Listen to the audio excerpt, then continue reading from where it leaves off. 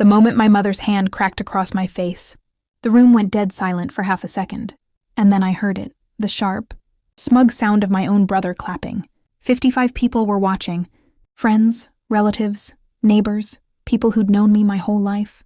My cheek burned, my ears rang, and before I could even process what had happened, my dad leaned back in his chair, smirked like he was enjoying a private joke, and said, "Maybe now, you'll finally learn."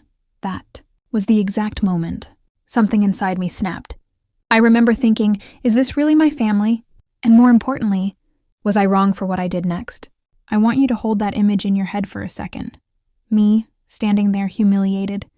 My brother applauding like I was some kind of entertainment. My mother breathing hard after slapping me. And my father acting like it was all perfectly justified. Because that scene didn't come out of nowhere. It was the result of years of resentment. Favoritism, silence, and me being the family punching bag. And before you judge me for how this story ends, I want you to honestly ask yourself, how much would you take before you finally fought back? Growing up, my family looked perfect from the outside. Big house, 2 parents still married, a son and a daughter, family dinners, holiday gatherings, the whole picture-perfect setup. People used to tell my parents how lucky they were, how well-behaved their kids were, how close we all seemed. What they didn't see was how differently I was treated compared to my older brother, Adam. From the time we were kids, Adam could do no wrong. He was loud, confident, athletic, and always knew how to charm adults. I was quieter, more sensitive, more bookish, and apparently that made me an easy target. If Adam broke something, it was an accident. If I did, it was because I was careless. If Adam talked back, he was assertive.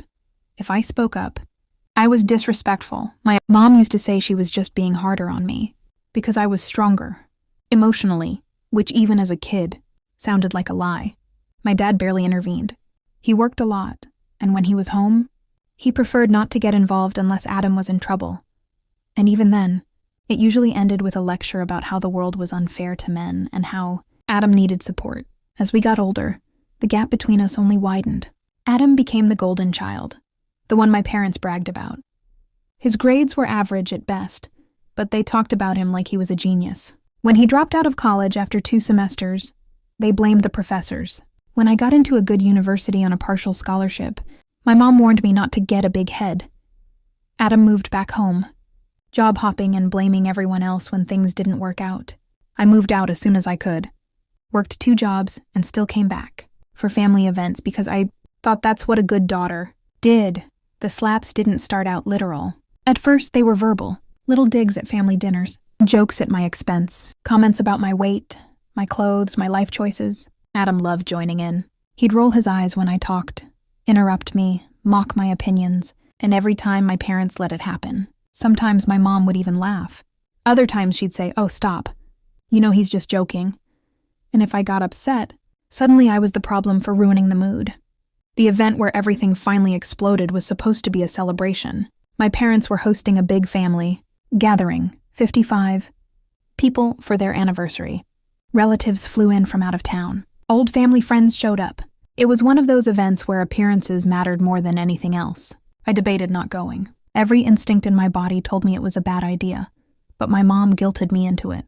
She said it would look bad if I wasn't there. So I went, telling myself I'd keep my head down, smile, and leave early. For the first hour, things were tense but manageable. I made polite small talk. I helped in the kitchen. I avoided Adam as much as possible. But then during dinner, someone asked me about my job. I started talking about a recent promotion I'd worked really hard for, and before I could finish my sentence, Adam laughed loudly and said, "Yeah, must be nice to get ahead just by kissing ass." The table went quiet. My heart started pounding. I tried to brush it off, but he kept going, making jokes about how I thought I was better than everyone, how I acted all high and mighty. I finally snapped back. I told him that maybe if he spent less time blaming everyone else and more time actually working, he wouldn't be so bitter. I didn't raise my voice.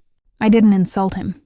I just told the truth, and that's when my mom stood up so fast, her chair scraped loudly against the floor. She started yelling at me about how dare I talk to my brother like that, how ungrateful I was, how I always caused drama.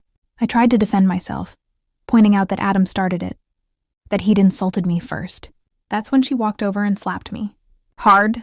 The sound echoed through the room. My face burned.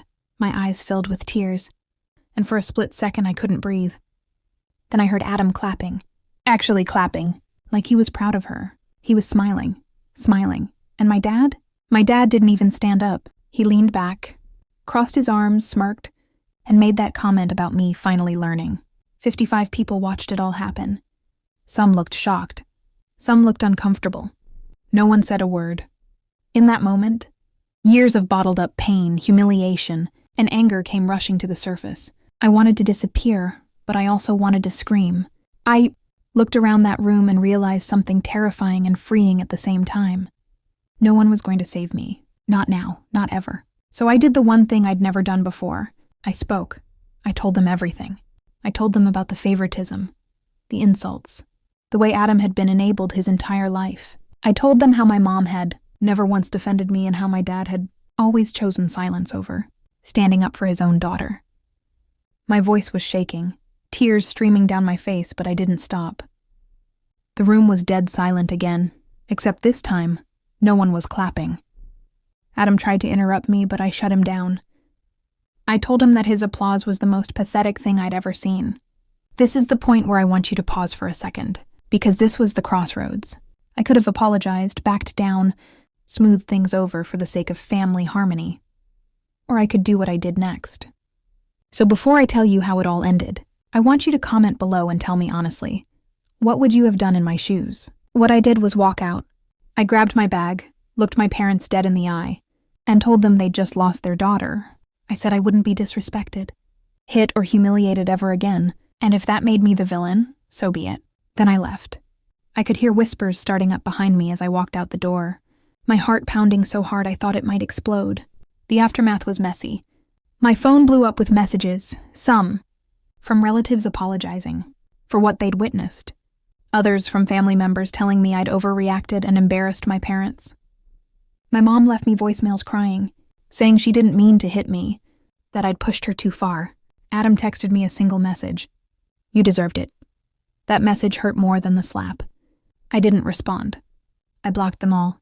For weeks, I felt guilty. Years of conditioning don't disappear overnight.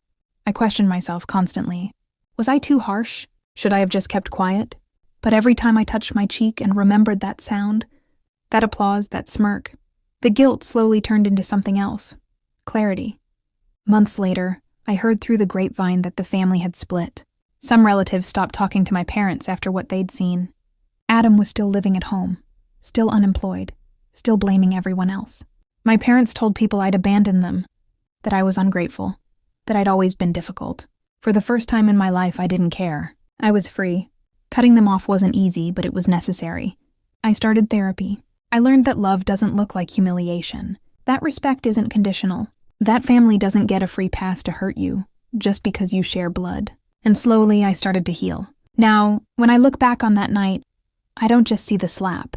I see the moment I chose myself. I see the moment I stopped begging for approval from people who would never give it. And I know some people will say I should forgive them, that life is too short to hold grudges. But forgiveness doesn't mean access. And sometimes the bravest thing you can do is walk away. So that's my story. Like this video if you were on my side. Subscribe for more real, raw stories like this one. And please, share your final thoughts on this whole mess in the comments section. Was I wrong? Or would you have done the same? I'll see you all in the next story.